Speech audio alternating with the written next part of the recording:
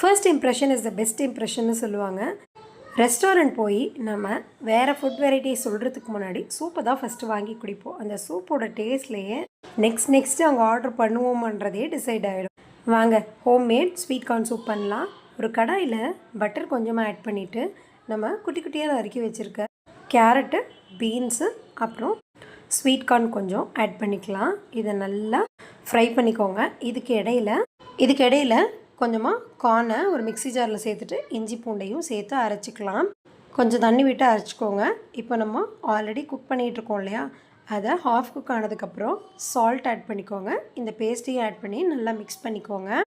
நல்லா மிக்ஸ் பண்ணி விட்டுட்டு இதை ஒரு மூடி போட்டு மூடி வச்சுடுங்க. இதில் உள்ள வெஜிடபிள்ஸ் வேகணும் இல்லையா, அதனால் ஒரு 5 மினிட்ஸ் போல் நல்லா கொதிக்க விடுங்க. நல்லா கொதி வந்ததுக்கப்புறம் ஒரு 2 ஸ்பூன் அளவுக்கு கார்ன்ஃப்ளவர் மாவு எடுத்துக்கோங்க. அதில் கொஞ்சமாக தண்ணி விட்டு நல்லா கரைச்சிட்டு அந்த தண்ணியை அப்படியே நம்ம இதில் விட்டுக்கலாம். இதை நல்லா மிக்ஸ் பண்ணிக்கோங்க. கார்ன்ஃப்ளவர் சேர்த்ததுக்கப்புறம் க்ரீமி ஆகிடும்.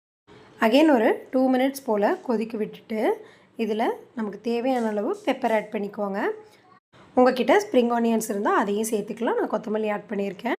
சூப்பரான ஹோம்மேட் சூப் ரெடி. டேஸ்ட் அல்டிமேட்டாக இருந்துச்சு. மறக்காமல் ட்ரை பண்ணி பாருங்கள். தேங்க்ஸ் ஃபார் வாட்சிங்.